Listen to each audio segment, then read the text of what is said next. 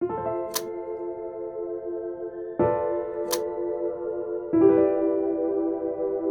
my name is Austin. I'm the result of a photography professor marrying his student. It's a true story. I have a photograph produced by my father and a photograph produced by my mother, and I have myself produced by them. I like to call myself the greatest work they ever made. Today I will share with you a story of a young photographer setting out on a journey that could prove to either change his worldview for the better and renew his lust for life, or shame him for years to come and crush his creative spirit. Why am I wiping off my car? To get the snow off, man. What are you talking about?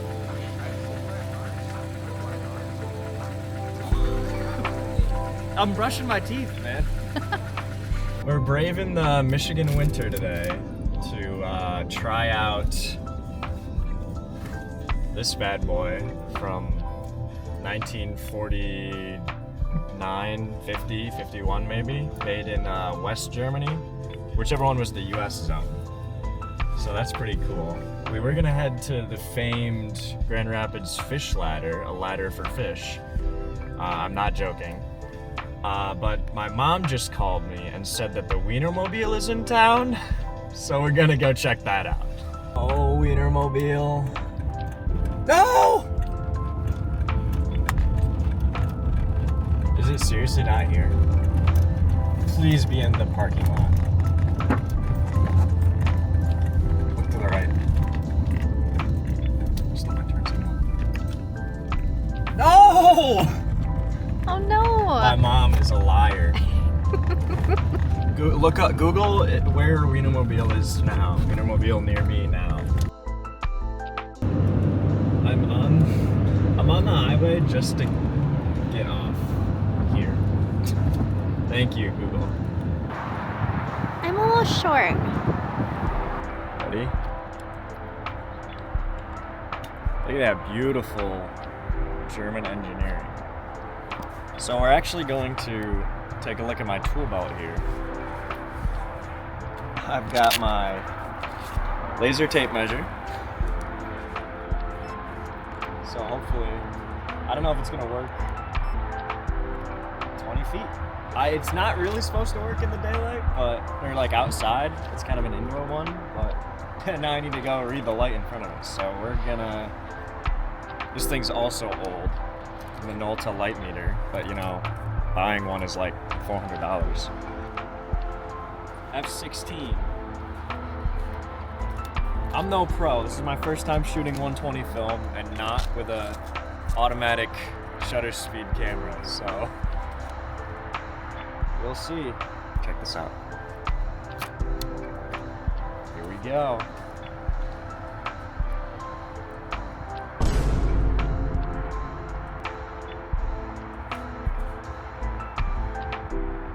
The viewfinder's inverted, I swear. It's so weird. I'm just gonna...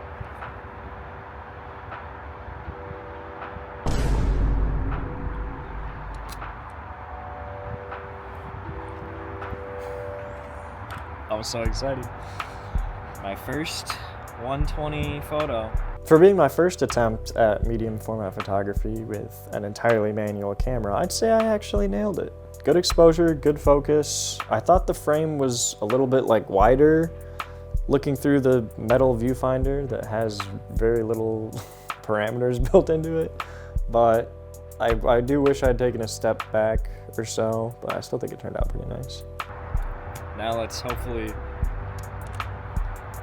safely wind it. So now that it's closed, you can do this, and we wind it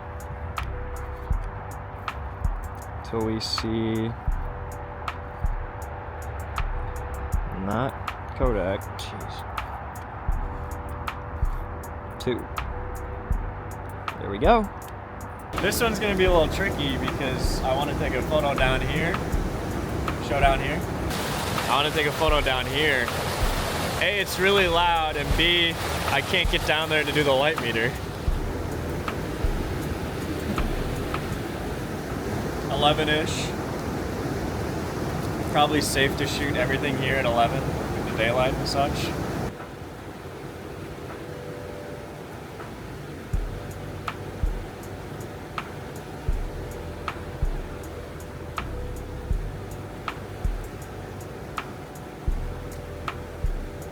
Okay. I really like this one. And spoiler alert, it's kind of the best one I got today.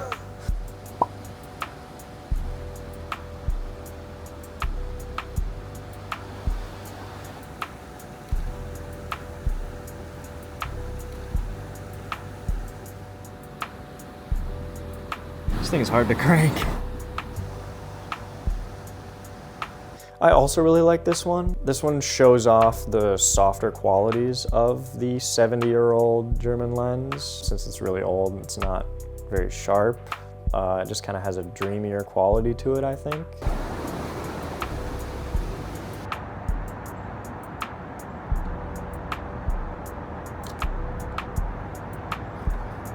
Always remember to wind your film, kids. I do think both of these individually would have been really cool. Them combined is kind of cool. I do wish I had both frames though.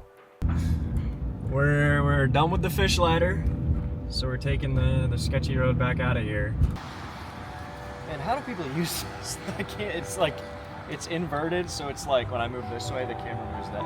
It's so weird. I can't do it.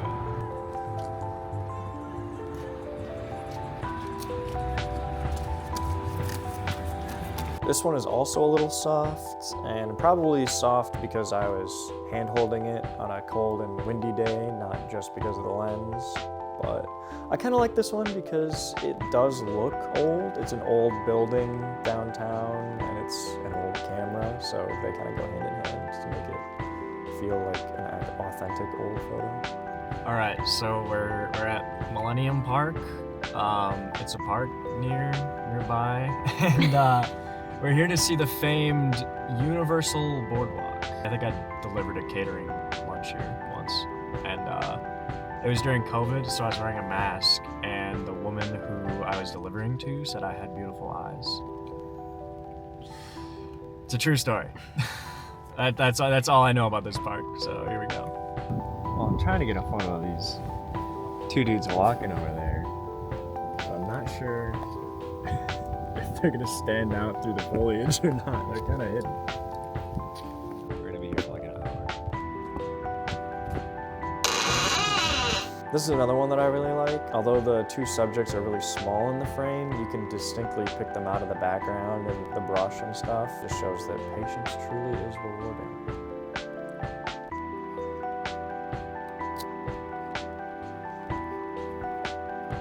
This one's pretty cool. I like the overlapping lines of the bridge. It just looks sweet. Those guys we saw earlier are ice skating now. This is gonna be the perfect photo. I think I checked, we're down to an 8. They're so far away, they gotta skate over here. They're just standing there. They're not even skating. Because there's like some guy is in the woods taking a picture of me.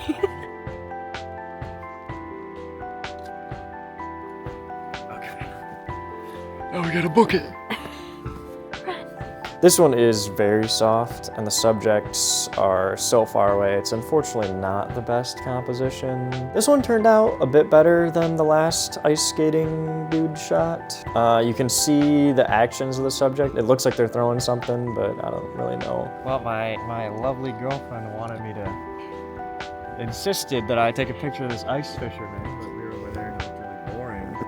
But now it's kind of, well, it's a little more interesting with this vivid. I'm trying to finish off this roll, so let's see how this looks.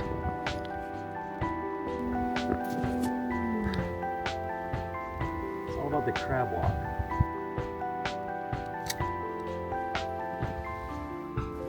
Just hope you can tell what he is. I think this one is just truly a miss. I tried to get some layering in this one with the ice fisherman hut, but since the foreground, midground, and background are all like snow with branches poking out of it, it all looks the same, and there's not really enough light to differentiate it, so it just comes across really flat.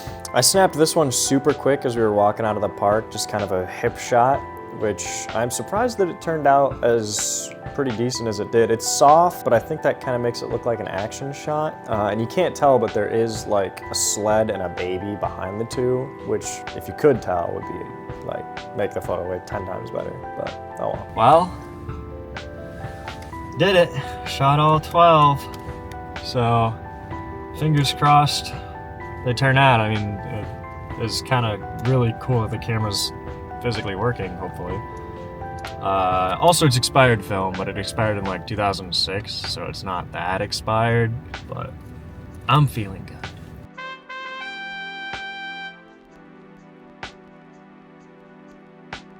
So it turns out 12 photos was just not enough to satiate my newfound lust for medium format photography. So I decided to take the camera back out and try it in the 6x9 format. So today we are going back to the scene of the crime being me forgetting to wind the camera, with the camera. As you saw seconds ago, there are like some lines and scratch marks. Those were from the metal crop placed in here in order to downsize the photos to square and thus get almost twice as many.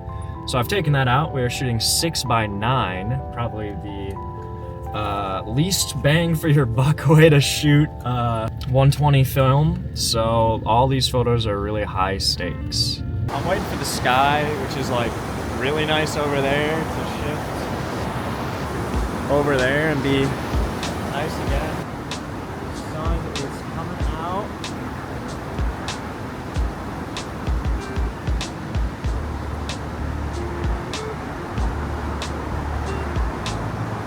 I didn't crank it. Okay. Banger? Who knows? I hardly know her.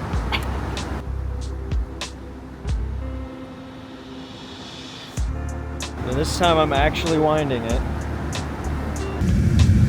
Okay, well we're getting pretty cold, so now we're gonna head to Lookout Park and warm up a little bit.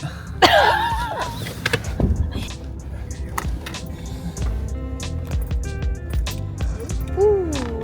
We're not making it. Close down to 11.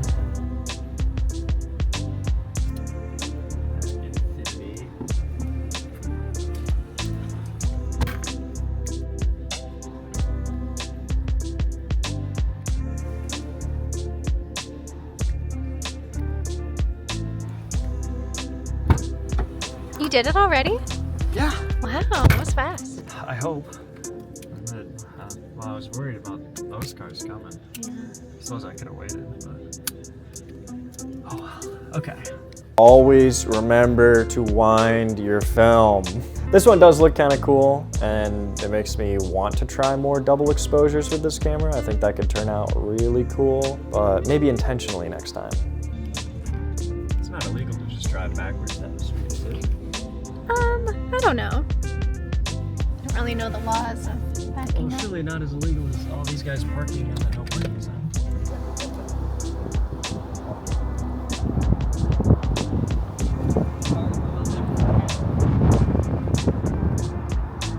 Oh my god, I did it again. I forgot to wind. Oh I gotta go back out there.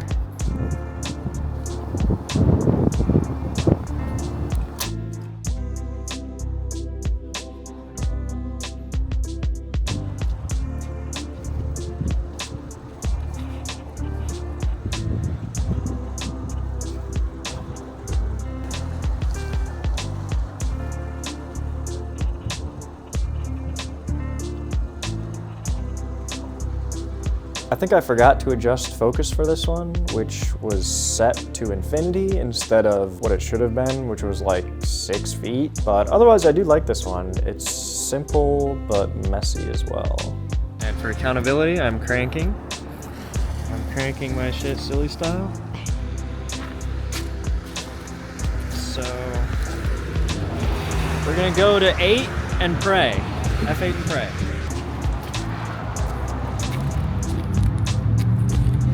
Gotta get as far back as we can.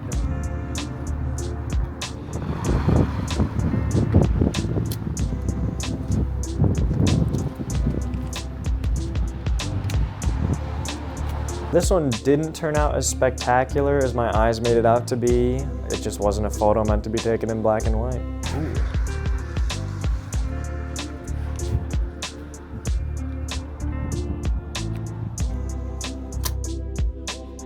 I love the softness on this photo. It makes the tower feel more like ominous somehow to me, and I really like that.